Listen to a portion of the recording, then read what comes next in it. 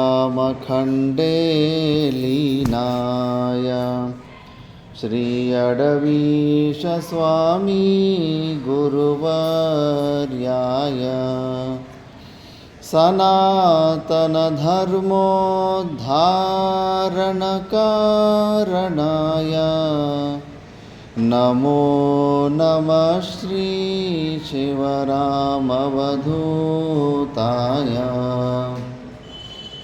गीतामन्दिरस्य संस्थापकाय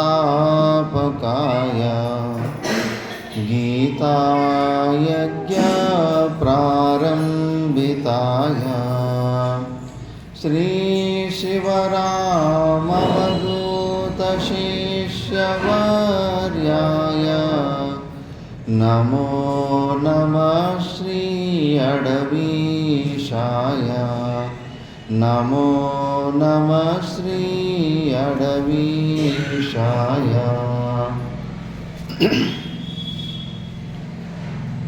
మందిరముక అధిష్టాత్రి దేవుళ్ళైన శ్రీ వాసుదేవ సమేత అందరు దేవతలకు ప్రణామం చేస్తూ అర్చనీయ వందనీయ శ్రోత్రియ బ్రహ్మనిష్ట బ్రహ్మలీన శ్రీ శివరామ అవధూతల స్వాముల వారికి ప్రణామం చేస్తూ వారి యొక్క అనురూపమే అయిన అర్చనీయ వందనీయ శ్రోత్రియ బ్రహ్మనిష్ట బ్రహ్మలీన శ్రీ అడవీశ స్వాములు వారికి ప్రణామం చేస్తూ సభను అలంకరించిన సద్భక్తులందరికీ నారాయణ స్మరణం. మనము గత కొన్ని రోజుల నుంచి భగవద్గీత మీద ద్రవ్యయజ్ఞము చేసుకొని ఉపాసన చేసుకొని ప్రతిరోజు సాయంత్రము విచారం కూడా చేస్తున్నాము. ఇదే క్రమంలో నిన్న శ్రద్ధ గురించి విచారణ చేస్తుంటుంది. శ్రద్ధావాన్ లభతే జ్ఞానం. శ్రద్ధ లేకపోతే పొందిన విద్యని, గురువుల ద్వారా పొందిన విద్యని అది ఫలీభూతం చేసుకోలేము అని చెప్పేసి ఇందులో చాలామందికి సంశయం ఉంటుంది. ఏ గురువుల మీద ఎలా శ్రద్ధ పెట్టాలి ఏంటి అని చాలా కన్ఫ్యూజన్లో ఉంటాడు ముముక్షు కూడా కొన్ని లక్షణాలు చెప్పారు. ముముక్షు కూడా కొద్దిగా ఊహాపోహ విచక్షణై ఉండాలి అని. గురువులు ఎవరని మనము కనుక్కోవాలి. ఎట్లా తెలవాలి మాకు? ఆ టెస్టింగ్ పారామీటర్లు ఏంటి అన్నప్పుడు శాస్త్రమే మనకు ప్రమాణం. గురువులు అంటే ఎవరు, గురువులు ఎలా ఉండాలి అనే దానికి మనము డిసైడ్ చేసుకోవద్దు. కొన్ని చరిత్రలో ఎవరు ఒక్క జీవన్ముక్త పురుషుని చరిత్ర ఉన్నట్టు ఇంకో జీవన్ముక్త పురుషుని చరిత్ర ఉండదు. ఒకరిది క్లాషెస్ కూడా అవుతూ ఉంటాయి. వాళ్ళు చెప్పింది వీళ్ళు కాదని ఉంటారు, వీళ్ళని అవునన్నదాన్ని ఇంకోరు కాదని ఉంటారు. అందుకే ఒక్క జీవన్ముక్త పురుషుని చరిత్ర ఇంకో జీవన్ముక్త పురుషునికి కంపేర్ చేసుకోకూడదు. కాబట్టి గురువులు అంటే ఎవరు అన్నదానికి మనము శాస్త్రంకే వెళ్ళాలి. శాస్త్రం ఏం చెప్తుంది, ఎవరు గురువులు అని. ముండుకోపనిషత్తులో ఒకే మంత్రంలోనే శిష్యులు ఎవరు, గురువులు ఎవరు అని ఒకే మంత్రంలోనే చెప్పేశారు. పరీక్షలోకాన్ కర్మచితాన్ బ్రాహ్మణో నిర్వేదమాయాత్ నాస్త్యకృతకృతేన తద్విజ్ఞానార్థం స గురుమేవాభిగచ్చేత్ సమీత్పాణి శ్రోత్రియం బ్రహ్మనిష్టం అని. ఇందులో మొదటి మంత్రంలో మొదటి పాదంలోనే మొత్తం శిష్యుడంటే ఎవరు ఉండాలి, ఎలా ఉండాలి అని. పరీక్షలోకాన్, ఈ లోకాలన్నింటినీ పరీక్షించి ఉండాలి. ఎలా పరీక్ష చేయాలి? పూర్వజన్మలో మనం చేసుకున్న పుణ్యపాప కర్మల వల్ల మనకి ఈ భూలోకం ప్రాప్తించింది. ఈ భూలోకం మనం చూస్తూ ఉండంగా తాతలు పోయిరి, ముత్తాతలు పోయిరి, పరిచయం ఉన్న వాళ్ళందరూ వదిలిపెట్టేసిపోతున్నారు. ఇది ఎవరికి పర్మనెంట్ రెసిడెన్సీ లేదు. కాబట్టి కర్మల ద్వారా మనకు దొరికిన లోకం ఇది. కర్మల ద్వారా దొరికిన ఈ లోకం ఎలాగ టెంపరవరీనో అదే ప్రకారంగా కర్మల ద్వారా దొరికే పైనున్న లోకాలు, స్వర్గాది లోకాలు కూడా టెంపరవరీనే. అవి కూడా అనిత్యము, అశాశ్వతము, మళ్ళీ రాగద్వేషాలతో యుక్తంగానే ఉంటాయి అన్న సత్యాన్ని తెలుసుకొని ఆ ఇహ అముత్ర ఆ వివేకము ద్వారా ఇక్కడ ఈ లోకాల్లో పైనున్న లోకాలు నిర్వేదమాయా. నిర్వేదం అంటే ఉపసర్గక పూర్వకం విదుధాతు వైరాగ్యార్థాన్ని ఇస్తుంది. అంటే వైరాగ్యాన్ని పొంది, వైరాగ్యము పొందడము అంత ఈజీ కాదు. ఎప్పటి వరకు మనకు విషయాలలో, ఈ ప్రపంచంలో, ఈ శరీరంలో, ఈ తాదాత్మ్యంలో ఉండడంలో ఆసక్తి ఉన్న రోజులు మనకు వైరాగ్యం రాదు. ఎక్కడెక్కడ మనకు ఆసక్తి ఉంటుందో అక్కడ మనకి ఏదో కొద్దిగా రసం దొరుకుతూ ఉంటుంది, అక్కడ కంఫర్ట్గా అనిపిస్తూ ఉంది. అప్పటి వరకు మనకు అత్యంత వైరాగ్యం వచ్చే వరకు మనకు జ్ఞానసిద్ధి కలుగుదని శాస్త్రం అంటూ ఉంది. అందుకే దోష దర్శనం చేస్తూ ఉండాలి. శాస్త్రం ప్రమాణం చేస్తుంది, దోష దర్శనం చేస్తే ప్రతి ఒక్క విషయాలలో కూడా 100% తేలిపోతుంది. యథార్థంగా మనం విచారణ చేసుకోకుండా పోతే అంతాను బాగానే కనిపిస్తూ ఉంటుంది. విచారణ దోష దర్శనాలు చేసుకుంటే ప్రతి ఒక్క విషయంలో కూడా ఎక్కడెక్కడ మనకి ఈ వస్తువు నుంచి మనకు సుఖం వస్తుంది అని సుఖ సంభావన బుద్ధి ఉంటుందో అక్కడంతా కూడా మనకు 100% అక్కడ సుఖం లేదు అని నిరూపణ అయిపోతుంది. అదొక ఆర్ట్. దోష దర్శనం చేయడం అనేది ఒక ఆర్ట్. కాబట్టి అలా వివేకం ఉండి, వైరాగ్యం ఉండి, ఇంకా బ్రాహ్మణ అనే పదం వస్తుంది. అది బ్రహ్మ జిజ్ఞాసు అని, బ్రహ్మను తెలుసుకోవాలని కోరిక ఉన్న వ్యక్తి అని. దాని ద్వారా ముముక్షుత్వం ఉండాలి. ముముక్షుత్వం కూడా మోక్షోమే భూయాతి తీవ్ర ఇచ్చ, తీవ్రంగా ఉండాలి, మందంగా ఉండకూడదు. మా గురుగారు మమ్మల్ని తిట్టేవారు, ఏంటి ఇంత రిలాక్స్గా ఉన్నారు మీరు. రామకృష్ణ పరమహంసలు ఉత్కృష్టమైన స్థితిని పొందారు, పరదేవత దర్శనాన్ని పొందారు, కాళికాదేవితోటి మాట్లాడేవారు. అంత ఉత్కృష్టమైన స్థితిని పొందినప్పటికి కూడా ప్రతిరోజు సూర్యాస్తం అవుతూ ఉంటే అబ్బో మళ్ళీ ఇంకొక రోజు వేస్ట్ అయిపోయింది కదా అని చెప్పేసి చాలా బాధతోటి చాలా పొరలాడేవారంట. మరి మీకు ఎందుకంటే మన నిజమైన స్వభావ స్థితికి వెళ్ళకుండా మనం ఇంకా టైం వేస్ట్ చేసుకుంటున్నాం అన్నది అంతఃకరణ శుద్ధి ఉంటే తెలుస్తుంది. అంతఃకరణ శుద్ధి లేకపోతే కన్నా మా గురుగారు అనేవారు, బనత్తు బంజాయి, మీరంతా ఎంత రిలాక్స్గా ఉన్నారంటే అవుతూ ఎప్పుడో అయిపోతుందిలే మోక్షం, ఇప్పుడేమి తొందర ఉంది అని రిలాక్స్గా ఉన్నారు. అలా ఉండకూడదు, తీవ్రంగా ఉండాలి. నేను ఆత్యంతిక దుఃఖ నివృత్తి, శరీరంతోటి మనకున్న తాదాత్మ్యము, శరీరంలో ఉన్న సుఖ దుఃఖాలు ఇంకా మన అహంకారం ఎప్పుడు చేస్తున్నాయి అంటే ఇంకా మన జుట్టు ఇంకా ఈ ప్రపంచం మాయ చేతిలోనే ఉంది అన్నప్పుడు ఎక్కువ తీవ్రత్వం ఉండాలి. తొందరగా నేను ఈ శరీర తాదాత్మ్యం నుంచి బయటకు రావాలి అని చెప్పేసి అలాంటి ముముక్షుత్వం ఉండాలి. ఇంకా బ్రహ్మణ శబ్దంతో బృహదారణ్యోపనిషత్తులో సమాధి షట్క సంపత్తులు ఉన్న వ్యక్తినే బ్రహ్మణ అనే శబ్దంతో పిలవడానికి అర్హమవుతుంది. శమ, దమ, ఉపరతి, తితీక్ష, శ్రద్ధ, సమాధానం, ఇవన్నీ కూడా శిష్యునిలో లక్షణాలు ఉండాలి. మరి ఇలా సాధన చతుష్టయ సంపత్తి యుక్తమున్న శిష్యుడు ఏమి చేయాలంటే గురువుని ఆశ్రయించాలి. గురుమేవ అభిగచ్చేత్. ఎలాంటి గురువులు, మళ్ళీ వెళ్ళే విధానం గురించి కూడా సమిత్పాని అన్నారు. ఆ సమిత్పాని అనే ఉపలక్షణంతో మనం నిన్న విచారణ చేసుకున్నాం. ప్రహ్వప్రశ్రయ సేవనై అని చెప్పేసి చాలా నమ్మరకాయంతో, వినయంతో ఫస్ట్ సేవ చేసి విద్యను పొందాలి అని చెప్పేసి అలా వెళ్ళినప్పుడు గురువులు ఎవరు అంటే శ్రోత్రియం బ్రహ్మనిష్టం అని, శ్రోత్రియులైనట్టు గురువుల దగ్గరికి మనము వెళ్ళాలి. మనము బ్రహ్మనిష్టత్వాన్ని తెలుసుకోవడానికి అంత అర్హత ఉండదు ముముక్షు. ఒక జీవన్ముక్త పురుషుని ఇంకొక జీవన్ముక్త పురుషుడే తెలుసుకోవడానికి సాధ్యం ఉంటుంది. మనం కేవలం శ్రోత్రియత్వాన్ని మనము తెలుసుకునేదానికి మనకు సాధ్యం ఉంటుంది. మిగతా ఏ లక్షణాలు మనము ఉపాధిగత దోషాల్లో లెక్క పెట్టుకొని మనం చూడకూడదు. గురువులో శ్రోత్రియత్వం ఉందా, శాస్త్రవిహితమైన కర్మలు చేస్తూ ఉన్నాడా, శాస్త్ర నిషిద్ధ కర్మలు చేయకుండా ఉన్నాడా, ఇంత చాలంతే మనకు. ఇది ఎక్కడ దొరికితే అక్కడ మనము శ్రద్ధ పెట్టాలి. ఎందుకంటే మనకు రమణ మహర్షి ఆశ్రమంలో కూడా ఏదో ఒక రోజు ఒక బ్రహ్మచారి రమణ మహర్షి చెంపదెబ్బ కొట్టాడు కోపంతో. ఒకవేళ ఆ రోజు ఎవరన్నా రమణ మహర్షి గారిని నేను గురుగారిని చేసుకోవాలని వెళ్ళి ఉంటే ఆ సీనును చూసి అబ్బో ఈయనకి చాలా కోపం ఎక్కువనట్టుంది, బీపీ పేషెంట్ లాగా ఉన్నాడు, ఈయన జీవన్ముక్త పురుషుడు కాదు. జీవన్ముక్త పురుషుడు అంటే క్రోధం లేని వ్యక్తులని శాస్త్రం చెబుతుంది అని మిస్అండర్స్టాండింగ్ చేసుకునే అవకాశాలు ఉంటాయి. అందుకే మిగతా ఉపాధిగత దోషాలు అవన్నీ స్థితప్రజ్ఞ లక్షణాలు గురువుల్ని వెతుక్కోవడానికి, గురువుల్లో చూసుకోవడానికి కాదు, మనం అలాంటి గుణాలని పొందాలని చూపించారు. కానీ దేశకాల పరిస్థితుల్లో వాళ్ళ శరీర సంఘాతంలో ఉపాధిలో ఎన్నో కొన్ని రియాక్షన్స్ జరుగుతూ ఉంటాయి. అవిద్య లేశం ఉన్నంత వరకు గురువుల్ని మనం వెతకాల్సింది కేవలం శ్రోత్రియత్వమే, శాస్త్రంలో ఉన్న విషయం. ఎందుకంటే మనకు ప్రత్యక్షాది ప్రమాణాల ద్వారా తెలుసుకునే విషయంలో మనకి ఎక్కువ హెల్ప్ అవసరం ఉండదు. అన్నీ మనమే అంతా ఇప్పుడు ఎన్నో దేశాల్లో అసలు ఈ వైదిక సంస్కారమే లేని దేశాలు ఎన్నో ఉన్నాయి.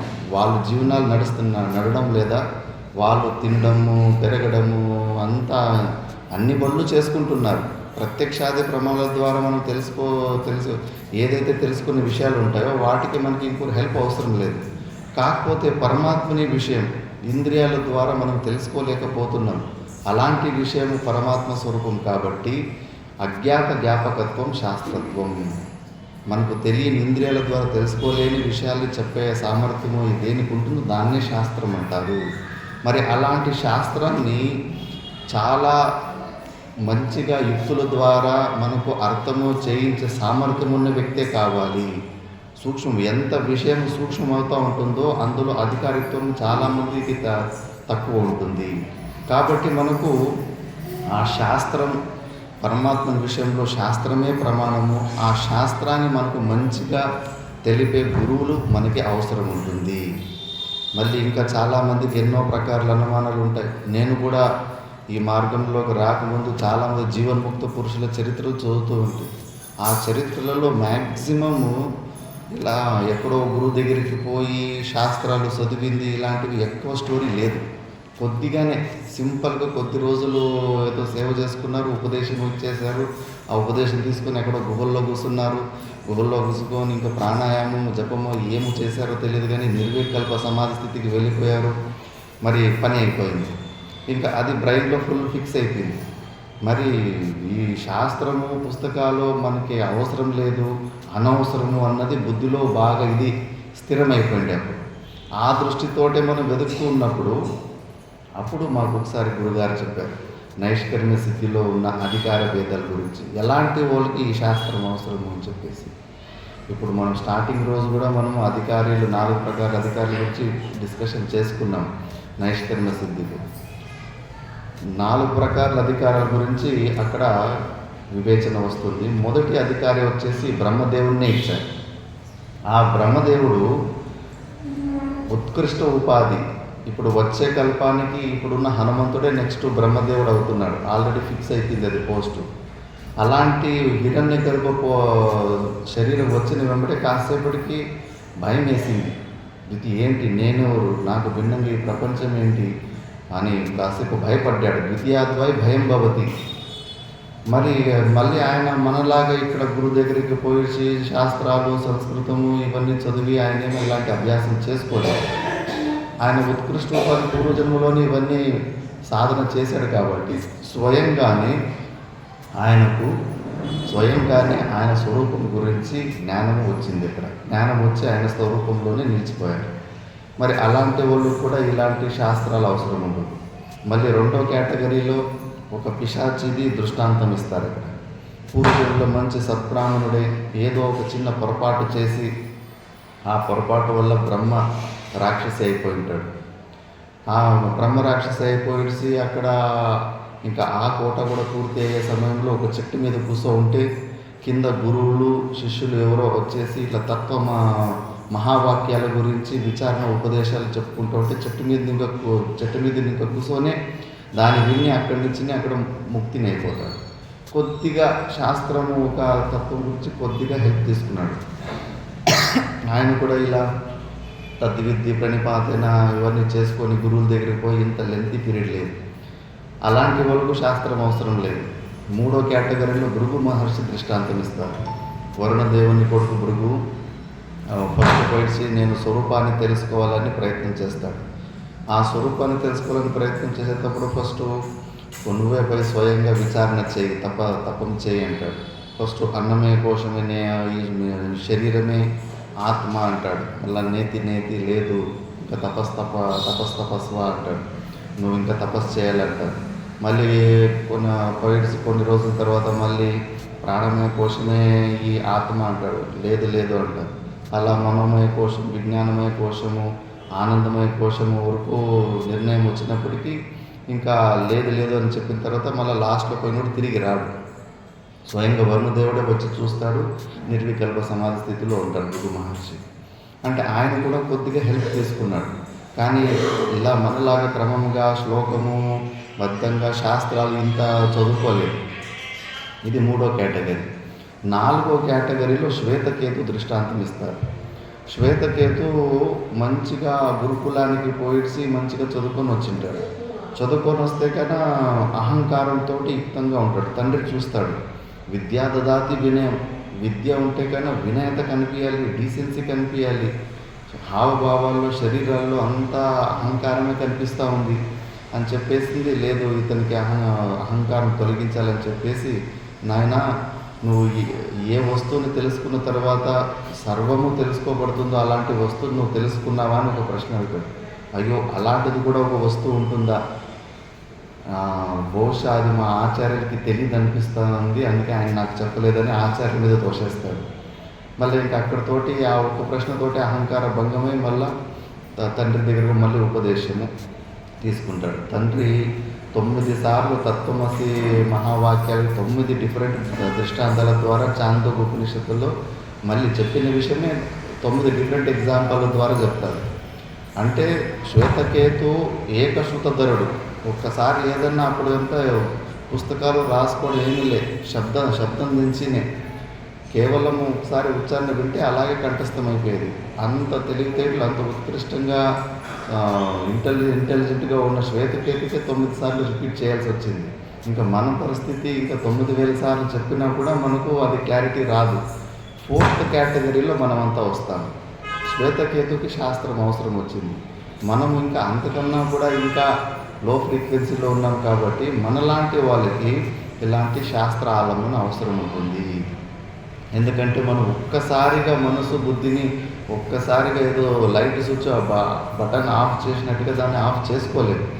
అందుకే ఫస్ట్ మనసు వృత్తులని మలుపడం నేర్చుకోవాలి.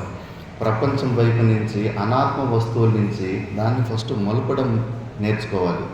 ఎట్లా? నీకు సగుణ సాకార రూపంలోని శ్రద్ధ ఉన్న అక్కడైనా తిప్పుకోవచ్చు.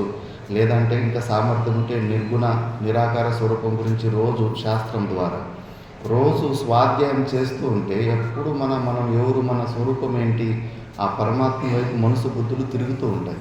కొన్ని రోజులు మనసుకు అలవాటు చేయాలి, కష్టమవుతుంది. మనసుకు దానికి ఇష్టం లేని పనులు తొందరగా రిజెక్ట్ చేస్తూ ఉంటుంది.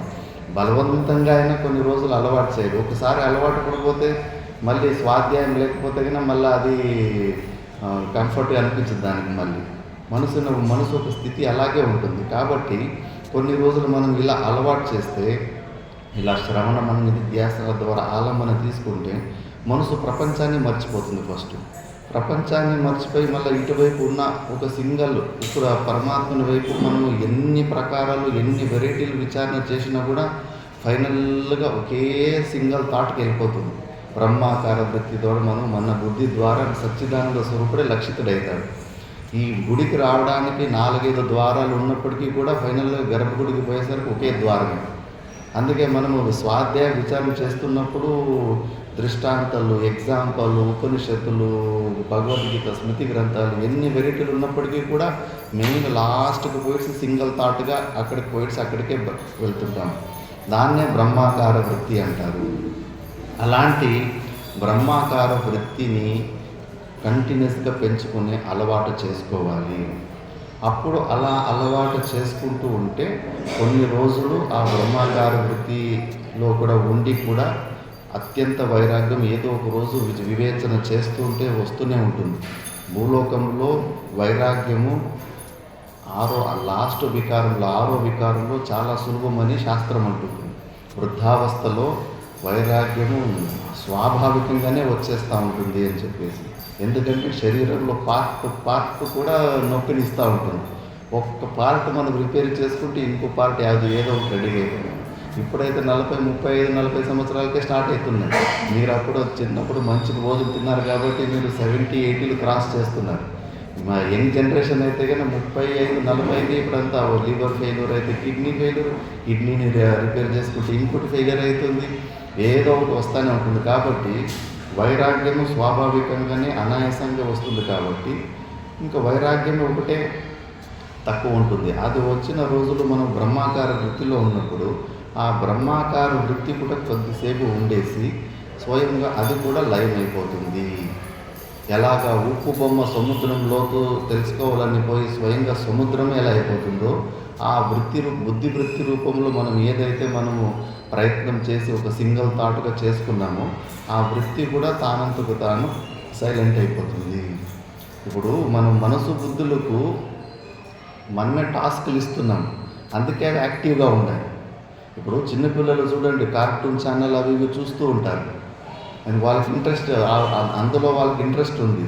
సడన్గా మళ్ళీ న్యూస్ ఛానల్ అవి వస్తుంటాయి. న్యూస్ ఛానల్ వచ్చినప్పుడు ఇంకా వాళ్ళ పెద్దవాళ్ళకి ఆ న్యూస్ ఛానల్ పెట్టిన వెంబడే 5 నిమిషాల్లో నిద్రకి వెళ్ళిపోతాం. మన మనసుకు ఇష్టం లేనిది కాన్సెప్ట్ వస్తే కానీ మనసు టాటా బాయ్ బాయ్ అంటుంది.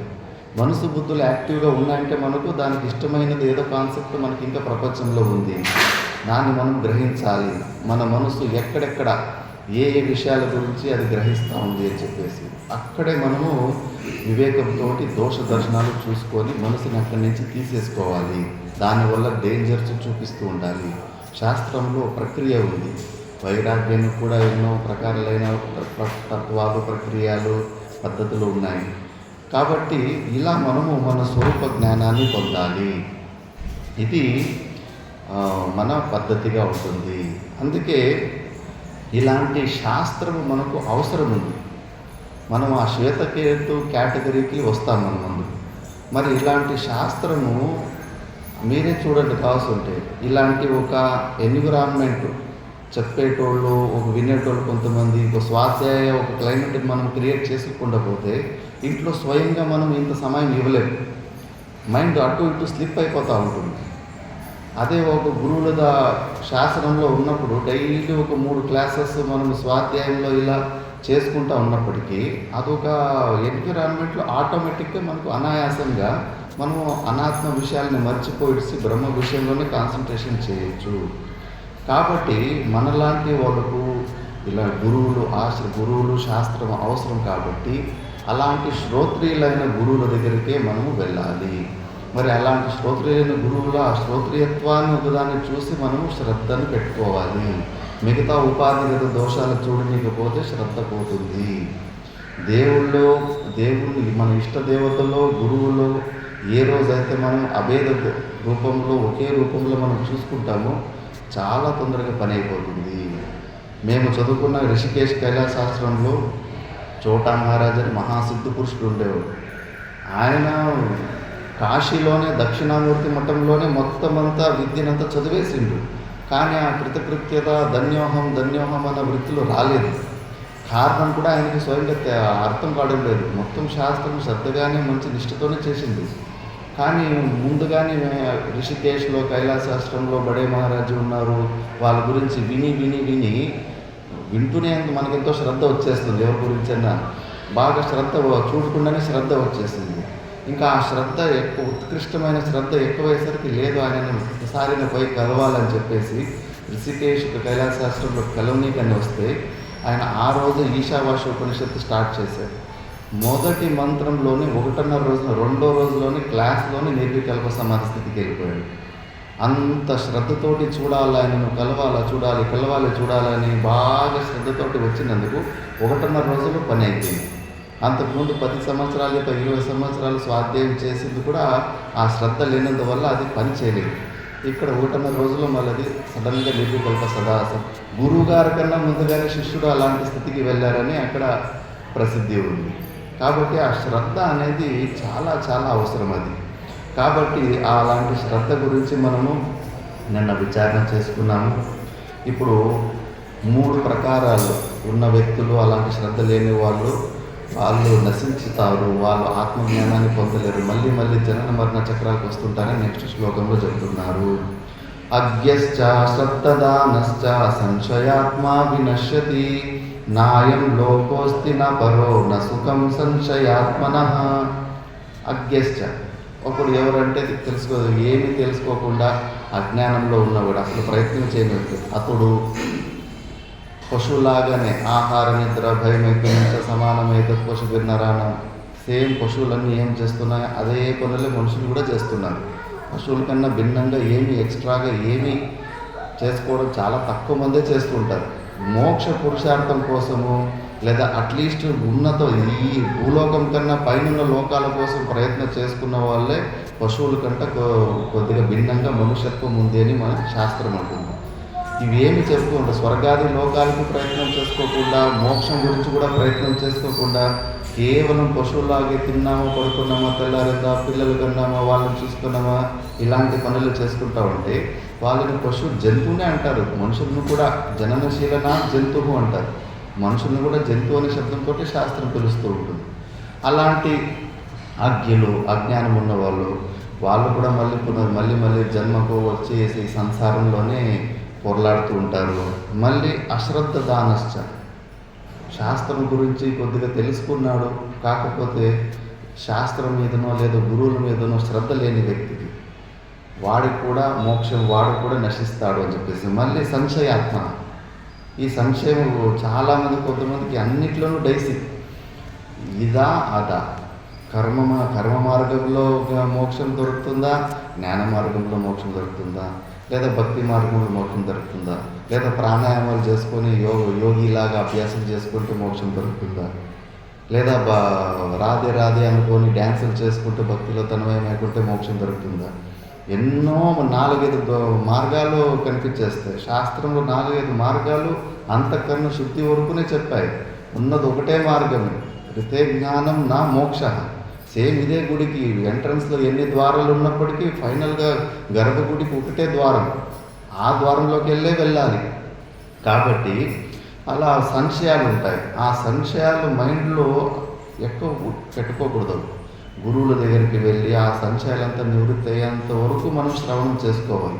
అందుకే ఫస్ట్ సత్సంగంలోనే ఎక్కువ కూర్చోవాలంటారు. ఎప్పటి వరకు సంశయాలన్నీ నివృత్తి అయిపోతాయో అప్పటి వరకు శ్రవణం చేస్తూ ఉండాలి. ఒక్క సబ్జెక్ట్ని మహాపురుషులు మనకు అనుకూలంగా వివేక చూడమని అని, భగవద్గీత అని, స్మృతి గ్రంథాలు ఎన్నో ఉన్నాయి. ఏదన్నా ఒక సబ్జెక్టు స్టార్టింగ్ నుంచి ఎండింగ్ వరకు పూర్తి చేయాలి. ఇందులో కొంచెము, అందులో కొంచెము, అది కొంచెం, ఇది కొంచెం ఉంటే అసలు మొక్కం ఎక్కడ తోకెక్కడానికి కనిపించదు. ఒక సబ్జెక్ట్ స్టార్టింగ్ నుంచి ఎండ్ వరకు క్లీన్గా స్టెప్ బై స్టెప్ ఒకటి చాలు. ఒక దాంట్లోనే అన్ని విషయాలు వచ్చేస్తాయి. మనకు మోక్షం అంటే ఏంటి, మోక్షకు సాధనలు ఏంటి, మనం ఎక్కడున్నాము, మనము తమో గుణులమా, రజో గుణులమా, సత్వగుణులమా అని చూసుకోవడానికి కూడా భగవద్గీతలోనే ఫుల్ ఇన్ఫర్మేషన్ దొరుకుతుంది. కాబట్టి అట్లా పూర్తిగా తెలుసుకోవాలి. ఎప్పుడు సంశయాల్లో ఉంటే మాత్రము అతడు కూడా వినశ్యతి, సంశయాత్మ వినశ్యతి అని చెప్పేసి ఆ సంశయాల్ని దూరం చేసుకోవాలి. ఫస్ట్ శ్రవణంలో మెయిన్ ఇదే. పరమాత్మని విషయంలో కేవలము శాస్త్రమే ప్రమాణము అన్నది మనం ఫస్ట్ గట్టిగా నిర్ణయం చేసుకోవాలి. ఆ నిర్ణయం లేకపోతే కానీ శాస్త్రం వైపు రాదు.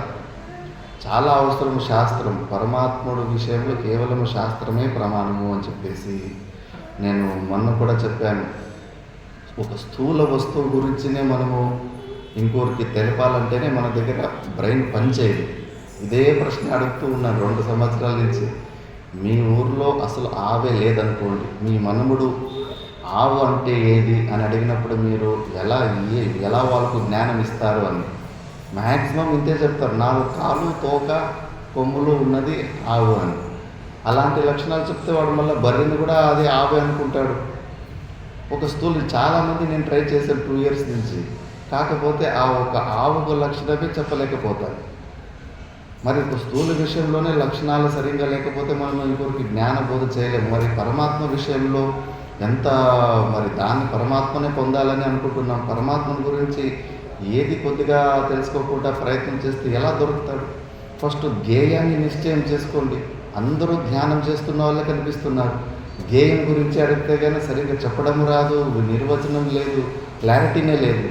అందుకే ఫస్ట్ ఆ దాని గురించి క్లారిటీ తెచ్చుకోండి. సరే నీకు లక్షణాలు సరిగ్గా వస్తాయంటే శాస్త్రం ఉంది కదా, శాస్త్రంలో 3 ప్రకారాల లక్షణాల ద్వారా చెప్పే ప్రయత్నం చేస్తూ ఉంది. స్వరూప లక్షణము, తటస్థ లక్షణము, వ్యావర్త లక్షణము అని 3 ప్రకారాల లక్షణాల ద్వారా చెప్పడం ప్రయత్నం చేస్తుంది. స్వరూప లక్షణం అంటే ఇప్పుడు అగ్గిలో ఉష్ణత్వము ప్రకాశత్వము 2 ఉంటాయి. దాని స్వరూపమే లక్షణం, స్వభావంగానే ఉంటుంది.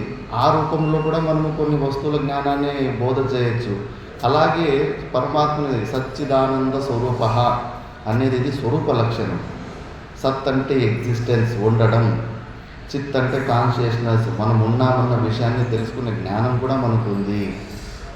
మళ్ళీ ఆనందం అంటే కానీ అల్టిమేట్ హ్యాపీనెస్, అది రోజు మనం సుషుప్తి అవస్థలు ఈ శరీరాలతోటి సంబంధాలు పెంచుకున్న తర్వాత ఆనందం కూడా మనం పొందుతున్నాము. కాబట్టి ఇదే మన స్వరూపము, ఇదే మన లక్ష్యము, దాన్నే మనము పొందాలి. మరి ఎలా పొందాలన్న దానికి మళ్ళీ శాస్త్రం చెబుతుంది.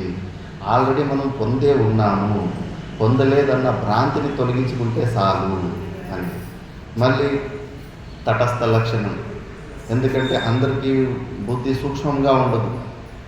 కాబట్టి స్థూల విషయాల్లోనే జ్ఞానాన్ని పొందే అలవాటు ఉన్న వాళ్ళకి కొద్ది స్థూల రూపంలోనే అక్కడ తటస్థ రూపంలో వాళ్ళకు నేర్పాల్సి ఉంటుంది. అందుకే ఉపనిషత్తుల్లో కూడా సగుణ సాకార రూపమైన పరమాత్మల గురించి కూడా నిర్వచనం ఉంటుంది. కాబట్టి ఆయన విరాట్ స్వరూపుడు, ఈ సకల బ్రహ్మాండమే ఆయన శరీరంగా ఉంటుంది, సూర్యచంద్రులే ఆయన కళ్ళు. ఇప్పుడు మన శరీరంలో మనం ఎన్నో జీవులకి బ్రహ్మాండం లాగానే పృథివీలాగానే పనిచేస్తూ ఉంటాం. లోపల బ్లడ్ సెల్స్ పెద్ద సంసారమే ఉంది. కొన్ని కోట్ల బ్యాక్టీరియాలకు మన శరీరము ఇల్లు. అక్కడ పుడుతూ ఉంటాయి, చస్తూ ఉంటాయి. ఆ బ్లడ్ సెల్స్లో ఇప్పుడు డాక్టర్ ఉంటుంది, మెకానిక్, పోలీసు ఉంటుంది.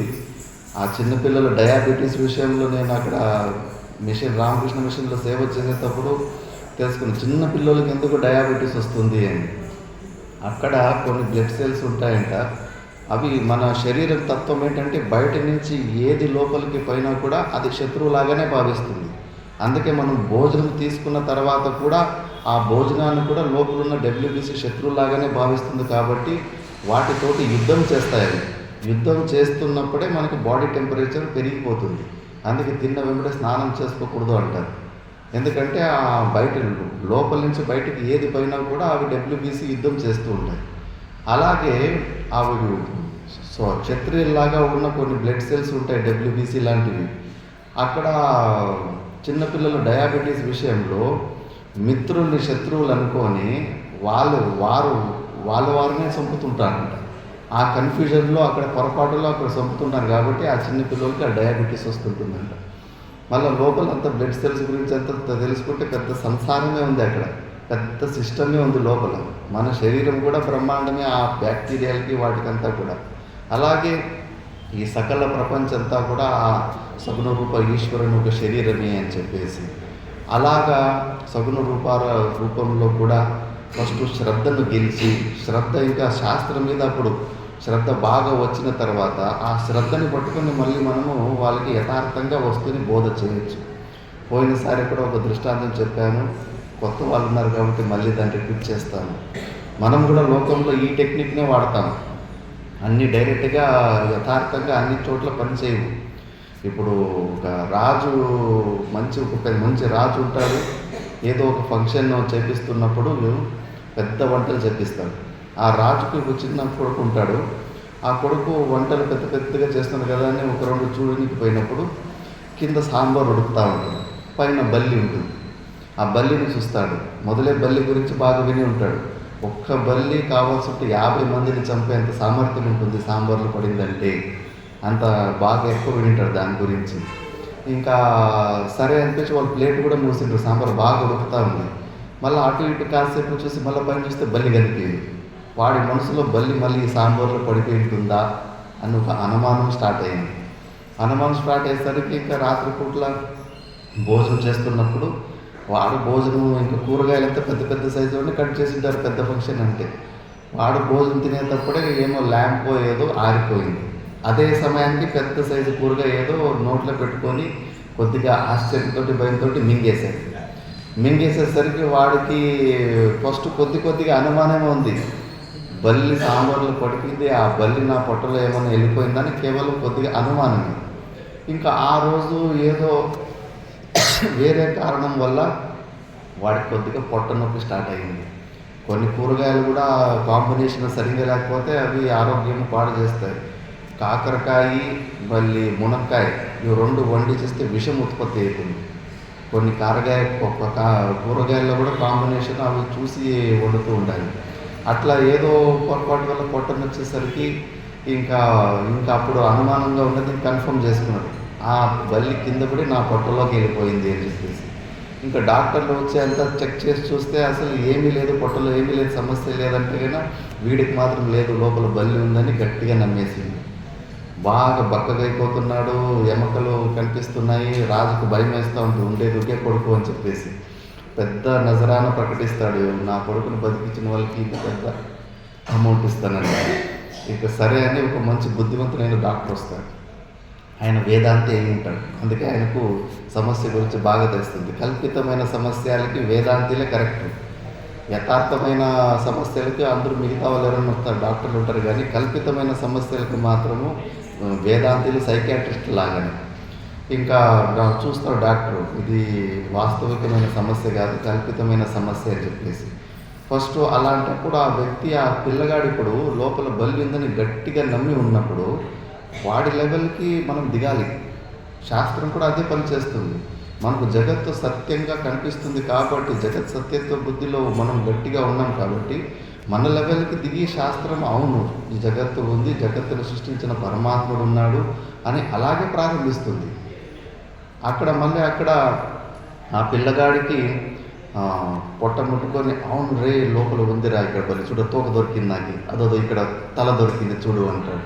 అప్పుడు పిల్లగాడు, అబ్బా ఈయనెవరు మంచి డాక్టర్ వచ్చినట్టున్నాడు, ఈయన కరెక్ట్ డాక్టర్ అని చెప్పేసి ఆ డాక్టర్ మీద శ్రద్ధ ఉత్పత్తి అయింది. మిగతా వాళ్ళు ఎవరు ఆ సమస్యని అసలు అక్సెప్టే చేయలేదు కాబట్టి వాళ్ళ మీద శ్రద్ధే లేదు ఆ డాక్టర్ మీద. ఇప్పుడు వాడు ఉన్న ఫ్రీక్వెన్సీలో ఈయన దిగేసరికి వాడు అనుకున్న దాన్ని, చూస్తున్న దాన్ని ఇతను కూడా నమ్మినందుకు ఓకే అవును ఉంది అని చెప్పినందుకు శ్రద్ధ వచ్చింది. ఆ శ్రద్ధ తీసుకొని మనం ఏమన్నా చేసుకోవచ్చు, మళ్ళీ ఆ సమస్యకు పరిష్కారం మనం చేయొచ్చు. మళ్ళీ చూడు నాయనా, అవును బల్లి లోపలికి వెళ్ళిపోయింది, నేను ఆ బల్లిని బయటకు వచ్చేది మందు ఇస్తానని చెప్పేసి లూజ్ మోషన్ ట్యాబ్లెట్లు ఇస్తాడు, బేదుల ట్యాబ్లెట్లు ఇస్తాడు.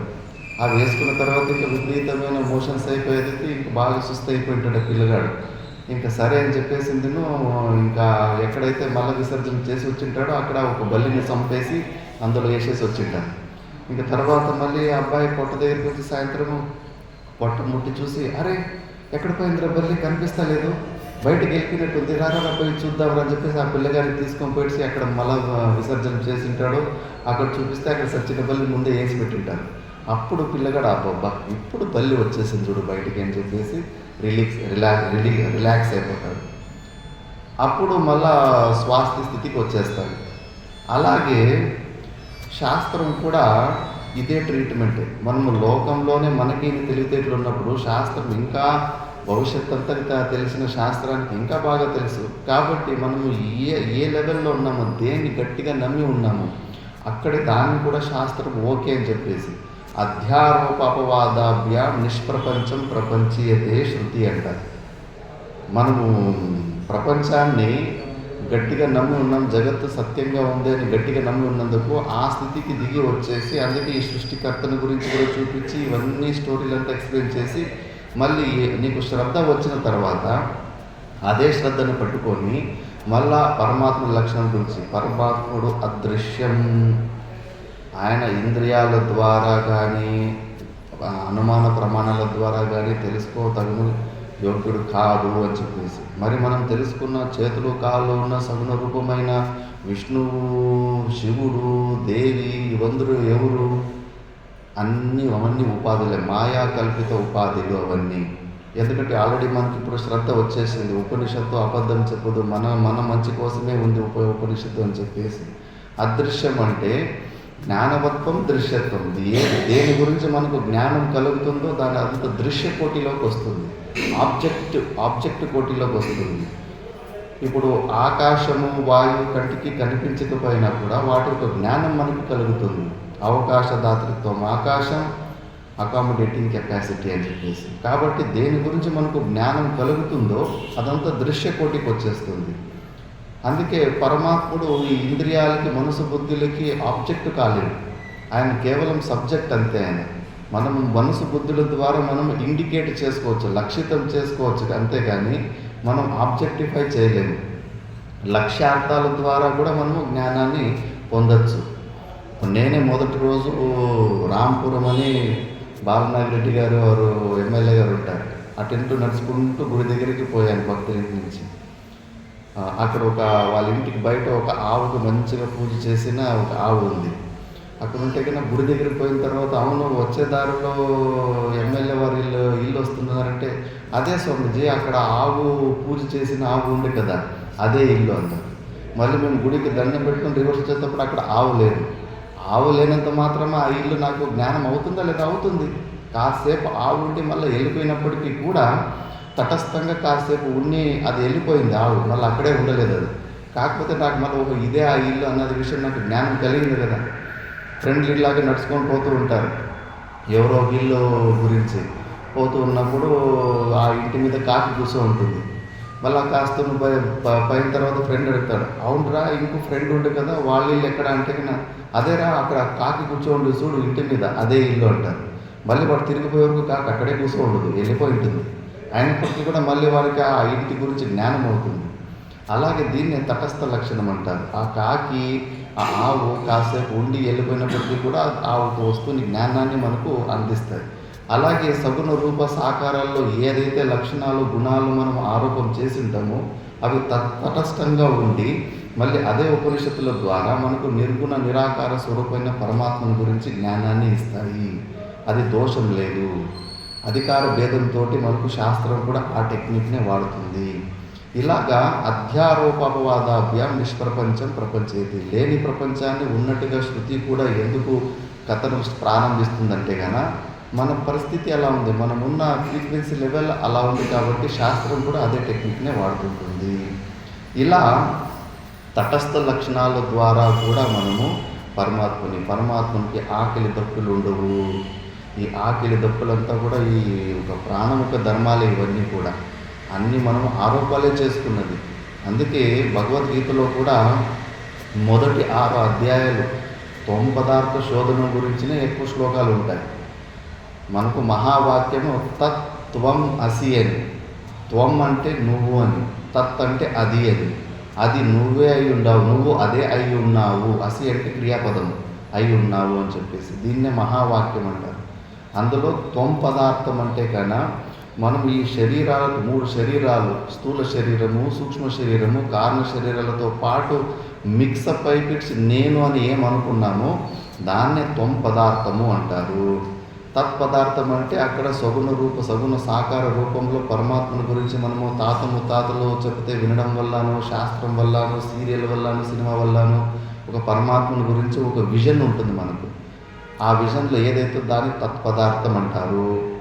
త్వం పదార్థంలో ఇప్పుడు శాస్త్రం అంటుంది శోధనం చేయాలి అంటే ఫిల్టర్ చేసుకోవాలి, ప్యూరిఫై చేసుకోవాలి. దాన్ని త్వం పదార్థ శోధనం అంటారు. ఈ మిక్సప్ చేసుకున్నాం. ఇందులో బియ్యంలో ఉన్న రాళ్ళని తీసి పక్కకి ఎలా చేస్తాం. వివేకం అంటే అంతే, ప్రతికీ భావ వివేక, సపరేట్ చేయడాన్ని వివేకం అంటారు. ఇక్కడ తత్వ వివేకం అంటే గాన, తత్ అంటే గాన పరమాత్ముడు, తస్య భావ తత్వ, ఆ పరమాత్మని భావం. దాని తత్వ వివేకం చేసుకోవాలంటే కన్నా ఇప్పుడు మనం మిక్స్గా అనుకున్నాం. ఈ శరీరాలని, లోపల ఉన్న పరమాత్మ స్వరూపాన్ని, జీవభావాన్ని, పరమాత్మ భావాన్ని రెండింటిని మిక్సప్ చేసుకున్నాం.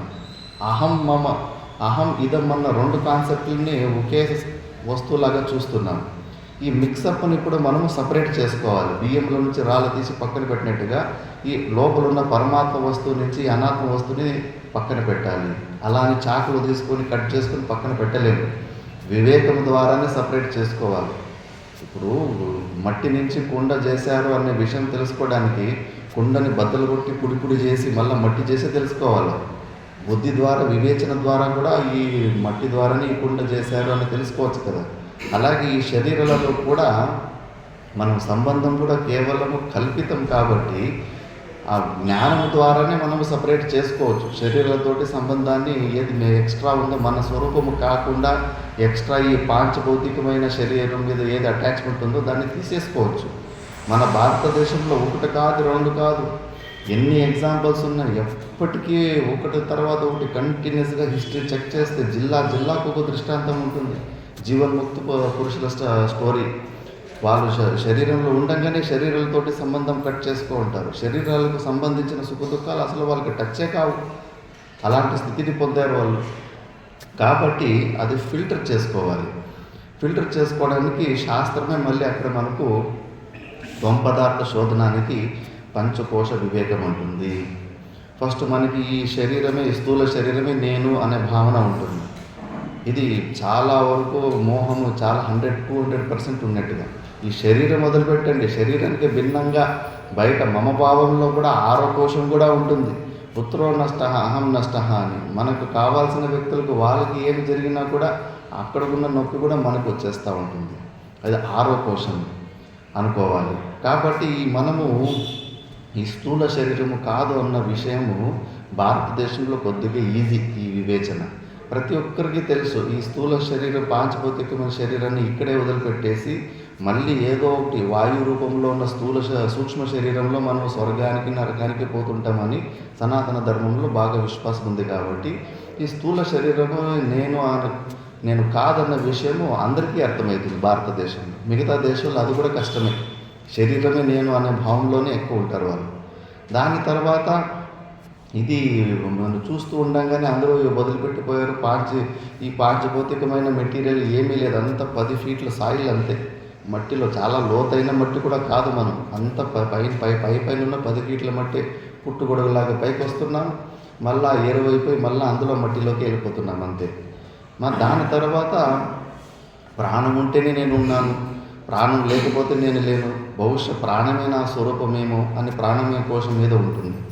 ఆ ప్రాణం కూడా ఇప్పుడు యోగులు దాన్ని ప్రాణాయామ అభ్యాసాలు చేసుకొని రేచక కుంభకాల ద్వారా దాన్ని ఎక్స్పాన్షన్ చేసుకొని స్తబ్ద రూపంలో నిలిపేస్తారు. ఒక పిడికిడి వాయువు పైన మహావాయువు ఉంటుంది, పెద్ద గాలి ఉంటుంది. ఒక పిడికిడి వాయువు అందులో మనము దాన్ని తాదాత్మ్యం పని ఇది నాది ప్రాణము అని చెప్పేసి ఆ కాస్త లోపలికి బయటికి వచ్చిపోతూ ఉంటుంది.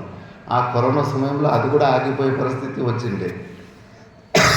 అలాంటప్పుడు ఆ చిన్న వాయువు మీద ఏదైతే మనకు మోహం ఉందో అదే మన స్వరూపం అని మనం అనుకుంటూ ఉంటాం. యోగులు దాన్ని ఆపేస్తారు. ఇంకా దాన్ని ఆపేశారంటే ఇంకా సుప్త రూపంలోకి వెళ్ళిపోయింది. మరి ప్రాణాన్ని ఆపిన తర్వాత కూడా వాళ్ళు ఒక అస్తిత్వం మనకు కనిపిస్తుంది కదా. యోగులు నిర్వికల్ప సమాధిలో ఆహారం లేకుండా ఆకలి లేకుండా ప్రాణము కదులుతూ ఉంటేనే ఆకలి దప్పి. అది ఆగిపోయిందంటే కానీ ఇంకా ఆకలి దప్పులు కూడా కావు. ఎందుకంటే ఆకలి దప్పి అంటే ప్రాణముకు ధర్మమే. అందుకే నిర్వికల్ప సమాధి స్థితిలో వాళ్ళకి అసలు ఆకలి అనిపించదు. తర్వాత అలాగా ఆ ఒక యుక్తి ద్వారా మళ్ళీ శాస్త్రం ఆత్మను గురించి ఆత్మము నిత్యమైన వస్తువు, వికారం పొందదు అని చెప్తుంది. ప్రాణం నిత్యమైతే కాదు, గతి ఉంది, వస్తూ ఉంటుంది, పోతూ ఉంటుంది, వికారాన్ని కూడా పొందుతూ ఉంటుంది. 5 ప్రకారాల్లో ఒక్కొక్క ప్లేస్లో పోయిన ఒక్కొక్క మోడిఫికేషన్ అవుతూ ఉంటుంది ప్రాణము. వికారిత్వాత్, జన్యత్వాత్, క్రియారూపత్వాత్. క్రియ ఉంటుంది, ప్రాణంలో క్రియలు జరుగుతూ ఉంటాయి. మన ఆత్మలో ఏ ప్రకారమైన క్రియ లేదని శాస్త్రం ఉంటుంది. శాస్త్రంలో చెప్పిన మన ఆత్మ లక్షణాలు ఏమీ ప్రాణంలో కనిపిస్తలేదు. ఆ ప్రాణము మన స్వరూపము కాదు అని రమణ మహర్షి కూడా ఒకసారి పరీక్ష చేసుకున్నాడు. వాళ్ళ ఇంటి ముందు నుంచి శవం తీసుకొని పోతా ఉంటే ఏమి ఇది ప్రాణం పోయేది అంటుంటారు, ఒకసారి ఊపిరి ఆడకుండా పోతే ఏమవుతుందని బుక్ బాగా గట్టిగా బిగబెట్టుకున్నాడు. ఆ బిగబెట్టుకుంటే కానీ ఆ టెస్టింగ్లోనే ప్రాణవాయు బయటికి వెళ్ళిపోయేసరికి అయ్యో ఎంత చిన్నపిల్ల చేష్టలు చేసిపోయి చచ్చిపోతే కదా నేను అని బాధపడ్డ తర్వాత కాసేపటికి అవును నేను చనిపోయాననే విషయం ఎవరికి తెలుస్తూ ఉంది అంటే నేను ఈ స్థూల శరీరం కన్నా భిన్నంగా నేను ఉన్నాను కదా అని అప్పుడు ఓహో ఇది నా స్వరూపం కాదు అని చెప్పేసి అక్కడ స్థూల శరీర వివేకము పోయింది. మళ్ళీ ఈ ప్రాణవాయు ముందు స్థూల శరీరంలో బయటికి ఇవ్వడము, లోపల తీసుకోవడము అలా కాకుండా అక్కడ సుప్త రూపంలో ఉంటుంది. సూక్ష్మ శరీరంలో ఇప్పుడు స్థూల శరీరంలో మనం చేతులు అవన్నీ చూసుకోవచ్చు, సూక్ష్మ శరీరంలో అలా చూసుకోవడం కుదరదు. కానీ వాటి యొక్క ఆ ఇంద్రియాల శక్తి అనేది వాటి యొక్క అస్తిత్వం మనకి అర్థమవుతుంది. ఎలా అంటే ఇప్పుడు మన కళ్ళు మనము అద్దం లేకపోతే చూసుకోలేము. ఆ మాత్రానికి మన కళ్ళు మనం చూసుకోవడం లేదు అన్న మాత్రానికి మన కళ్ళు లేవని అర్థం కాదు. కళ్ళు ఉన్నాయనే విషయం మనకు తెలుస్తుంది. అలా సూక్ష్మ శరీరంలో అలాంటి జ్ఞానం ఉంటుంది. కాబట్టి ఇలా వివేచన చేస్తే కన్నా ప్రాణం కూడా మన స్వరూపం కాదు. ప్రాణం కూడా మనం సాక్షి రూపంలో చూసుకోవచ్చు. అది మన స్వరూపం కాదు. పోనీ ఎక్కువ నేను ఇంకా లోపల మనసుతోటి ఆలోచిస్తూ ఉంటాము, బుద్ధుల ద్వారా మనోమయ కోశం అయి ఉండొచ్చు, లేదా విజ్ఞానమయ కోశం అయి ఉండొచ్చు అని అనుకుంటే, ఇవి రెండు కూడా ఒక సుషుప్తి అవస్థలో మనసు బుద్ధులు లేనప్పుడు కూడా మనమున్నాం. శాస్త్రం చెప్తుంది మనము నిత్య స్వరూపమని. మరి మనము నిత్య స్వరూపమైన అయి ఉంటే, ఈ మనసు బుద్ధులు మన స్వరూపమే అయి ఉంటే సుషుప్తి అవస్థలు ఎందుకు ఉండవు? కాబట్టి ఆ మనసు బుద్ధులు మన పాత్రలు కావు, మన ఆత్మస్వరూపానికి చెందినవి కావు. సుషుప్తి అవస్థలో స్వప్నాలు రాలేదు, డీప్ స్లీపులు రాలేదన్న విషయం మనం తెలుసుకున్నాం. లేచిన తర్వాత మనకు స్మరణ అవుతుంది. కాబట్టి మనం పక్కా ఉన్నాం. ఈ మనసు బుద్ధులు మాత్రం అక్కడ లేవు. కాబట్టి ఆత్మలక్షణంలో నిత్యత్వ ఆత్మలక్షణంలో ఈ మనసు బుద్ధులు నిత్యం కాదు. ఇవి జాగ్రత్త స్వప్నాల వరకు సీమితం అంతే. సుషుప్తి ప్రతిరోజు కంటిన్యూస్గా, ఒక్కరోజు కూడా కంటిన్యూస్గా ఉండవు ఇవి. కాబట్టి మనము మనోమయ కోశము కాదు, విజ్ఞానమయ కోశము కాదు అని ఒక సుషుప్తి దృష్టాంతం ద్వారా. ఇంకొకటి ఆనందమయ కోశం. ఈ ఆనందమయ కోశం పెద్ద ట్రాప్ మనకు. ఇదే మనల్ని ఇంకా ఈ లోకంలో మనకు రసం ఉంది, అత్యంత వైరాగ్యం ఎందుకు వస్తలేదంటే ఇక్కడ మనకు కొద్దిగా సుఖం దొరుకుతాము. ఈ సుషుప్తి అవస్థ ఇది ఆనందమయ కోశము జాగ్రత్త అవస్థ, స్వప్నావస్థలో కూడా ప్రియ, మోద, ప్రమాద అనే 3 ప్రకారమైన వృత్తుల ద్వారా కొంచెం స్వరూప జ్ఞానమే అక్కడ వ్యక్తం అవుతూ ఉంటుంది. ఏదన్నా మనకు ఇష్టమైన వస్తువుని స్మరణ చేసుకున్నప్పుడు ప్రియ అనే ఒక వృత్తి, ఒక ఎగ్జైట్మెంట్ క్రియేట్ అవుతుంది. మళ్ళీ ఆ వస్తువు ఎదురుగా ఇంకేమి చేతిలోకి దొరికిపోతుంది అన్న పరిస్థితి దగ్గరికి వచ్చినప్పుడు ఆ ఎగ్జైట్మెంట్ ఇంకొంచెం ఎక్కువైతుంటుంది. ప్రియ మోద వృత్తికి వస్తుంది. ఇంకా ఆ వస్తువుని మనం అనుభవించేటప్పుడు ఆ క్షణంలో ఆ డిస్టర్బ్డ్ వేవ్ ఏమైపోతుందో కాసేపు నల్లిఫై అవుతుంది. నల్లిఫై అయ్యేసరికి లోపల ఉన్న స్వరూప ఆనందమే వ్యక్తం అవుతూ ఉంటుంది. అప్పుడు అబ్బా ఈ వస్తువు వల్ల నాకు ఆనందం వచ్చిందప్ప, సాటిస్ఫాక్షన్ వచ్చిందప్ప అని ఒక భ్రాంతి క్రియేట్ అవుతుంది. ఇది జాగ్రత్త అవస్థలు. ఇంకా రాత్రి పూట్ల సుషుప్తి అవస్థలు, డీప్ స్లీప్లో. అందుకే పడుకోవడానికి పోవడానికి ఎంత మంచిగా ఏర్పాట్లు చేసుకుంటాం. మెత్తని పరుపు, దిండు, ఫ్యాను, ఏసీ. మళ్ళీ లేవాలంటే కన్నా ఇది లేక లేస్తూ ఉంటాము. పరిస్థితుల వల్ల, ఏదో లోకవాసన వల్ల, జాబుల వల్లనో అవి బలవంతంగా లేపించినట్టు ఉంటుంది. అంత టక్కని ఈజీగా లేవుడు. అయ్యో లేవాల్సిన పరిస్థితి వస్తుంది కదప్పా అని లేస్తూ ఉంటారు. ఇందులోనే తెలుస్తుంది ఆ ఆనందమయ కోశంలో సుషుప్తి అవస్థలో మనకు ఆనందం బాగా ఎక్కువ దొరుకుతుంది అని చెప్పేసి స్వరూపమే. అలాంటి డీప్ స్లీప్కి పోయి లేస్తే ఎంత రిఫ్రెష్మెంట్ వస్తుంది. కాబట్టి నిద్రలో మనకు సుఖం ఉంది. మనం నిన్న కూడా విచారణ చేసుకున్నాం. భూలోకంలో సుఖ దుఃఖాలు 2 మిక్స్ ఉన్నప్పుడే భూలోకానికి వస్తామని. అందులో ఎక్కువ సుఖం మనకు నిద్రలోనే దొరుకుతూ ఉంటుంది. ఆ 50% కూడా ఆ ఒక ఆనందమయ కోశంలో తాదాత్మ్యాన్ని పొంది అక్కడ కూడా చాలామంది మనం మోసపోతూ ఉంటాం. జాగ్రత్త అవస్థలో కూడా నేను ధ్యానం చేస్తున్నాను అని చెప్పేసి, నేను ఏమి అవిచారిత అమనస్క స్థితికి వెళ్తున్నానని చెప్పేసి ధ్యానంలో కూర్చొని ఆ ఆనందమయ కోశాన్ని అనుభవిస్తూ ఉంటారు విచారం లేకుండా, జడరూపంగా. అవన్నీ పెద్ద ట్రాప్ ఉంటాయి. ఒకవేళ మనకు ఆ డీప్ స్లీప్లో ఆ నిద్ర ఒకటి రాకపోయి ఉంటే మనకు వైరాగ్యం చాలా తొందరగా వచ్చేసేది. ఇంక ఈ ప్రపంచంలో ఒక్క చోటు కూడా మనకి ఎక్కడా సుఖం అనేది లేదు. అందుకే 3 రోజులు సరిగ్గా నిద్ర లేకపోతే పిచ్చి పట్టేస్తారంట. వాళ్ళు చూసే విజనరీ ఇప్పుడు అమెరికాలో ల్యాబొరేటరీ టెస్ట్ చేశారంట. మీకు ఏ వస్తువులు కావాలన్నా అన్ని భోగాలు ఇస్తాము, కాకపోతే నిద్ర మాత్రం పోకూడదు. ఎన్ని రోజులైనా ఉండొచ్చు. మ్యాక్సిమం 3 రోజులు ఒక వ్యక్తి ఉన్నాడంట. దానికంటే ఎక్కువగా నిద్రపోకుండా అసలు ఉండలేకపోయారంట. ఆ 3 రోజులు తను పోలేదు కాబట్టి మళ్ళీ లేని వస్తువులని తనకు కనిపిస్తుందంట. అక్కడ భూతం వస్తుంది, అక్కడ ఇది కనిపిస్తుంది అని చెప్పేసి ఆ రియాలిటీనే చేంజ్ అయిపోయి ఉంటుంది. అంటే 3 రోజులు నిద్ర లేకపోతేనే అలాంటి స్థితి ఉందంటే కన్నా ఇంకా కంటిన్యూస్గా అలాంటి నిద్ర ఒక వారం రోజులు లేకపోతే పిచ్చి పట్టేస్తుంది. మనుషులు ఆత్మహత్య చేసేసుకుంటారు అలాంటి స్థితి లేకపోతే కానీ. కాబట్టి ఈ ఆనందమయ కోశం కూడా మన స్వరూపము కాదని మనము వివేచన చేసుకోవాలి. ఎలా అంటే శాస్త్రముకు హెల్ప్ తీసుకోవాలి. ఇది త్రిపుటి రూపంలో ఉంటుంది, సావయవ రూపంలో ఉంది ఆనందమయ కోశం. మన స్వరూపము ఆత్మ లక్షణాలు నిరవయవం అంటారు, పార్ట్లెస్. మన ఆత్మకు ఏ పార్టులు ఉండవు, పార్టులు ఉండవు కాబట్టి ఏ ప్రకారమైన వికారాన్ని పొందదు. ఆనందమయ కోశానికి పార్టులు ఉన్నాయి. ఏంటి పార్ట్లు అంటే ప్రియ, మోద, ప్రమోదన 3 ప్రకారాలైన థాట్స్, 3 ప్రకారాలైన బుద్ధి వృత్తులు వస్తాయి. అది పార్టులుగా ఉంది. అందులో మళ్ళీ శృతి ప్రమాణం ద్వారా కూడా తైత్తిరీయ ఉపనిషత్తులో ప్రతి ఒక్క కోశాన్ని కూడా ఒక పక్షితోటి కంపేర్ చేశారు. పుచ్చం ప్రతిష్ట అని ప్రతి దాంట్లో కూడా చెప్పుకుంటూ పోయి ఆనందమయ కోశాన్ని కూడా ఒక పక్షితోటి కంపేర్ చేశారు. పక్షికి 2 రెక్కలు, కాళ్ళు, తల, పొట్ట, ఇవన్నీ పార్ట్లు ఉంటాయి కదా. ఒక సావయవమైన పక్షితోటి ఆనందమయ కోశం కూడా కంపేర్ చేశారు కాబట్టి ఆనందమయ కోశం కూడా సావయవమే, మన స్వరూపం కాదు. అందులో కూడా మనము ఆసక్తిని వదులుకోవాలి. యోగాభ్యాసం చేసేటోళ్ళు చెప్పాను నేను, బాయి గడ్డ మీద కూర్చొని దీన్ని కూడా జయించే ప్రయత్నాలు చేస్తూ ఉంటారు. ఎందుకంటే అక్కడ దాని మీద ఉన్న ఆసక్తి వల్ల వైరాగ్యం పొందలేకపోతుంటారు. నిద్ర వచ్చిందంటే బాయిలో పడతారు, మళ్ళీ టక్కన లేచి మళ్ళీ కూర్చోవలసి వస్తుంది అని చెప్పేసి. కాబట్టి ఈ ఆనందమయ కోశం కూడా మన స్వరూపము కాదు అని చెప్పేసి ఇలా శాస్త్రము మనకు ఈ పంచకోశాది వివేకాలు కూడా ఇలా మనకది చేపిస్తూ ఉంటుంది. అందుకే మనలాంటి వాళ్ళకు ఇది కేవలం 1 గంట సేపు ప్రవచనంలో ఈ ప్రకారం ఇన్ని యుక్తులు ఇస్తాము. కాకపోతే ఇంకా స్టెప్ బై స్టెప్ గురువుని ఆశ్రయించేసి పోతే కానీ ఇంకా వివేకం, ఒక్కొక్క కోశానికి మనకి ఎక్కడెక్కడ అటాచ్మెంట్ ఉందో అలాంటి అటాచ్మెంట్ని తీయడానికి ఎన్నో ప్రకారమైన యుక్తులు ఉంటాయి అక్కడ. నేను ఋషికేశ్ కైలాసాశ్రమంలో నిన్న కూడా చెప్పాను అనిపిస్తుంది. ఒక మహానుభావుడికి గ్యాంగ్రేన్ వచ్చేసి ఇంకా కాలు కట్ చేయాల్సిన పరిస్థితి వచ్చి ఉంటుంది. అలాంటి పరిస్థితి వచ్చినప్పుడు డాక్టర్లు అనస్థీసి ఇంజెక్షన్ ఇవ్వాలన్నారు. లేదు, అవసరం లేదు, ఒక 10 నిమిషాలు నాకు సమయం అని చెప్పేసి మాండూక్య పరిషత్తు గౌడపాద కారికాలు మళ్ళీ సంక్షేప శారీరకం అని ఒక సిద్ధి గ్రంథం ఉంటుంది. ఆ గ్రంథాలు కాసేపు చదివాడు అంతేనట్టు, ఇంకా మీ పని మీరు చేసుకోండి అని చెప్పేసి వాళ్ళు కాలు రంపంతో కట్ చేసుకుంటామంటే ముందు విద్యార్థులకి పాఠాలు చెప్తున్నాడంట.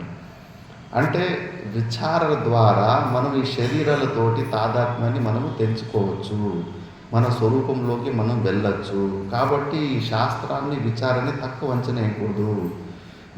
కృష్ణ పరమాత్మ కూడా అంటాడు, దీనికి సదృశంగా ఈ ప్రపంచంలో ఇంకో శ్రేష్టమైనది ఇంకోటి లేనే లేదు అంటాడు. జ్ఞానం కన్నా శ్రేష్టమైనది ఇంకోటి ప్రపంచంలో లేనే లేదని కూడా కృష్ణ పరమాత్ముడు అంటుంటాడు.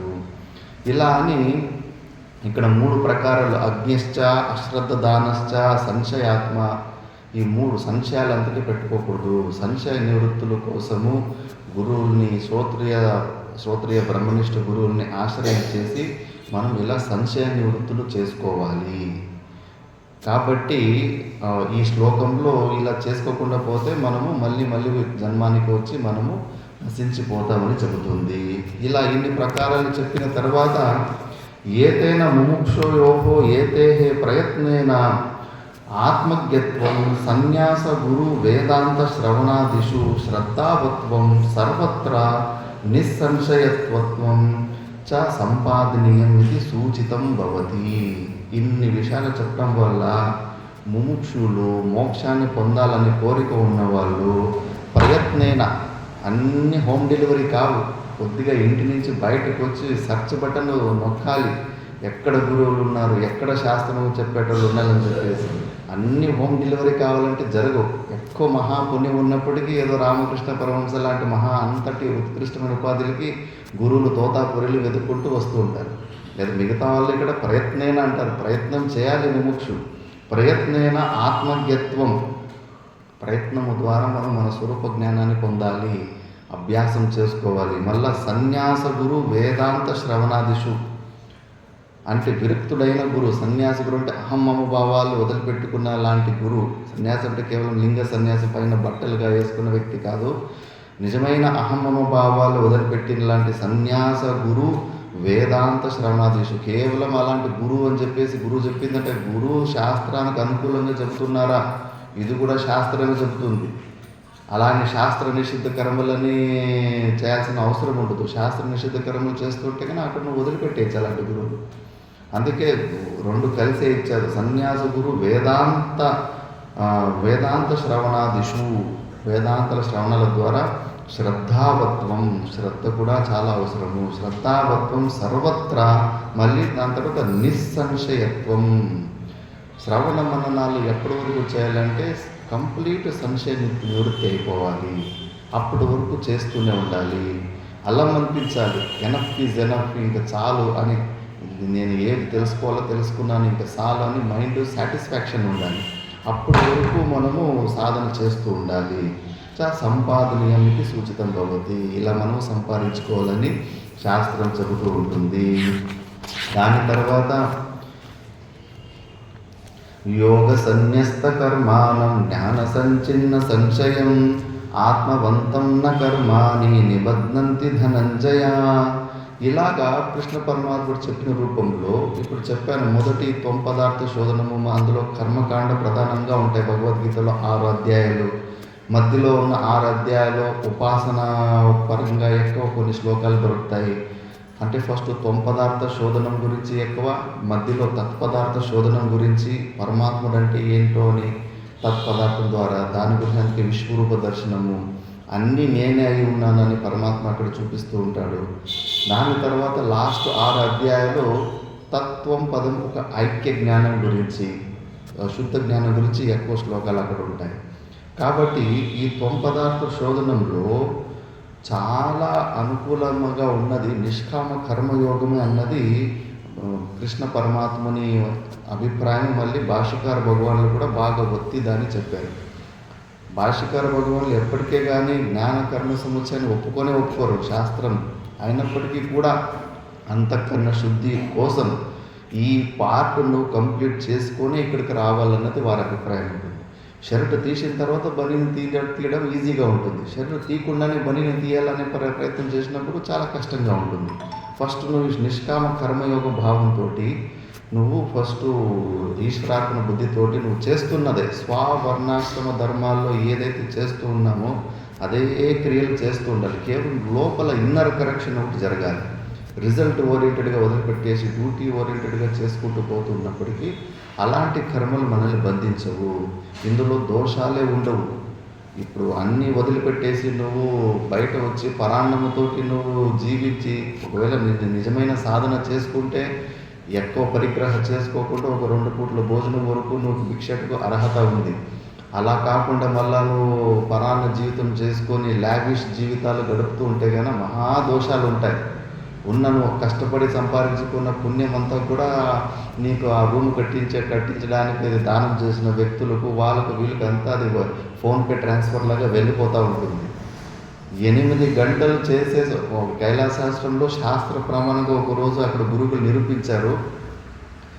మనము ఇంకూరు ఇలాంటి ఆశ్రమాలు, రూములు, ఇలాంటి వ్యవస్థలని మనము స్వీకరించి మనం సాధన చేసుకున్నప్పుడు సాధకులకి 8 గంటలు మేము చేసే జపం కానీ స్వాధ్యాయం కానీ ఇలాంటివి ఏదైతే సాధన ఉంటుందో ఆ 8 గంటలు చేసే సాధన మొత్తం అంతా ఆ దానకర్తలకే పోతూ ఉంటుంది అని. దానికి మించి అందుకే ఆ 8 గంటలకి ఎక్స్ట్రాగా ఇంకేదన్నా మీరు చేసుకున్నారా అది మీకు ఉంటుంది, మీ అంతఃకరణ శుద్ధికి పనికొస్తుంది. జాగ్రత్త అజాగ్రత్త తస్మాత్ జాగ్రత్త అని అలర్ట్ చేస్తూ ఉంటారు. అందుకే అక్కడ అప్పుడప్పుడు బండారాలన్నీ అవుతూ ఉంటాయి. బండారాలు అంటే ఆ రోజు ఎవరో ఒకరు భక్తులు ఈ రోజంతా సాధువులకి మా తరపు నుంచి భోజనం పెడతాము. మరి భోజనం ఏదన్నా కానీ మంచి పూజా కానీ యజ్ఞం కానీ దక్షిణం లేనిది పూర్తి కాదు. రూపాయి కానీ ఏదన్నా కానీ దక్షిణం ద్వారానే అది పూర్తి సంపూర్ణమవుతుంది. అందుకే వాళ్ళు భోజనం పెట్టి కూడా అక్కడ దక్షిణ ఇస్తారు, 100 రూపాయలు 50 రూపాయలు ఎక్స్ట్రా. ఆ రోజు ఇంకా నార్మల్గానే పరిగ్రహం ఎక్కువ ఉంది, రూములు వాడుతున్నాము, ఫెసిలిటీలు వాడుతున్నాము. ఇంకా ఆ రోజు భోజనము వెరైటీగా ఉంటుంది, ప్లస్ దక్షిణం కూడా ఎక్స్ట్రా పరిగ్రహం ఉంటుంది. కాబట్టి ఆ దోషాన్ని తొలగించడానికి ప్రతి ఒక్క తినే సాధువు కూడా ఒక్కొక్క శ్లోకం ఎక్స్ట్రా పాడాలి. బండారంలో తింటున్న వ్యక్తి కంపల్సరీగా ఆ శ్లోకాలు పాడాలి. ఆ శ్లోక ఉచ్చారణలో భగవద్గీత ఉచ్చారణ కంపల్సరీ ఉంటుంది. అలా కాకుండా ఇంకొంచెం ఎక్స్ట్రా పుణ్యం సంపాదించుకోవడానికి ఆ శ్లోకాలు పాడుకుంటూ ఆ రోజు భోజనం చేస్తారు బండారంలో, ఉత్తర భారతంలో. కాబట్టి ఇన్ని దోషాలు ఉంటాయి. పరాన్నము తింటూ మనం సాధన చేయడంలో మొత్తం వాటికే సరిపోతూ ఉంటాయి మనం చేసే కొద్దిగా జపాలు అవి స్వాధ్యాయాలు. దీనికి అపేక్ష చేసి భగవద్గీతలో సారం కృష్ణ పరమాత్ముడు మనము దీనికన్నా బెస్ట్ స్వవర్ణాశ్రమంలో ఏదైతే మనం చేస్తున్నామో, కొడుకు కూతురు ఇంట్లో ఏదో ఒకటి జాబ్ చేస్తున్నామో ఆ జాబులు చేసుకుంటూ కూడా అహమ్మమ భావాలను వదిలిపెట్టి, కర్తృత్వ భావాలను వదిలిపెట్టి, ఫలాపేక్షను వదిలిపెట్టేసి చేసే పనులు అవే చేస్తూ అలా ఇన్నర్ కరెక్షన్ తోటి చేసుకుంటే ఈ దోషాల నుంచి దూరంగా ఉంటాం. ఈ దోషాలతోటి దూరంగా ఉన్నప్పుడు అందుకే ఇక్కడ ఆ కర్మఫల త్యాగానికి సన్యాసం కన్నా గొప్పది అన్న మాట అన్నారు. ఇది అర్థవాద వాక్యం అయినప్పటికీ కూడా అది అంత గ్రేట్ అని చెప్పేసి దోషాలు లేకుండా, ఎందుకంటే ఇంకొకరి పరిశ్రమ మీద మనం జీవించం కాబట్టి, మన కష్టంలో మనం జీవిస్తాం కాబట్టి ఇందులో దోషాలు చాలా తక్కువ ఉంటాయి. కాబట్టి దీన్నే ఇది జనకాదయాలు ఎక్కువ ఉపనిషత్తుల్లో ఉన్న ఎగ్జాంపుల్లో జ్ఞానులు ఎగ్జాంపుల్ అంతా మ్యాక్సిమం గృహస్థాశ్రమంలో ఉన్న ఎగ్జాంపుల్సే ఎక్కువ ఉంటాయి. ఉపనిషత్తులు కంప్లీట్ సన్యాసాశ్రమంలో చాలా తక్కువ ఉంటాయి. కాబట్టి గృహస్థాశ్రమంలో ఉంటూ కూడా కేవలం ఇన్నర్ కరెక్షన్ ద్వారా మనము రోజు, కానీ ఈ స్వాధ్యాయం మాత్రం జరుగుతూ ఉండాలి. టైం లేదు, అది లేదు అని అవన్నీ కారణాలు చెప్పుకోకూడదు. మనసుంటే మార్గం ఉంటుంది. ఉదయం 1 గంట సేపు, సాయంత్రం 1 గంట సేపు అన్నా ఇలాంటి స్వాధ్యాయానికి అవకాశం ఇచ్చుకుంటూ గురువుల దగ్గర ఇలాంటి శాస్త్ర అధ్యయనం చేస్తూ ఉంటే అప్పుడు లాస్ట్ మూమెంట్లో అప్పుడు కొద్దిగా ఇంకా అన్ని డ్యూటీస్ నుంచి ఫ్రీగా ఉన్నప్పుడు అప్పుడు అవిచారిత సమాధికి అభ్యాసం చేసుకోవచ్చు. కాబట్టి ఈ నిష్కామ కర్మయోగము ద్వారా ఎవరైతే అంతఃకరణ శుద్ధిని పొంది జ్ఞాన విచారం చేస్తాడో అలాంటి వ్యక్తి గురించినే కృష్ణ పరమాత్ముడు ఇక్కడ ఎక్కువ స్తుతి చేస్తున్నాడు. కాబట్టి ఇలా చాలా మంచి విషయాలు వచ్చాయి. మిగతాది మనం రేపటి క్లాస్లో మనం చూసుకుంటాం. ఓం పూర్ణమద పూర్ణమిదం పూర్ణాత్ పూర్ణముదచ్యతే పూర్ణస్య పూర్ణమాదాయ పూర్ణమేవావశిష్యతే. ఓం శాంతి శాంతి శాంతి.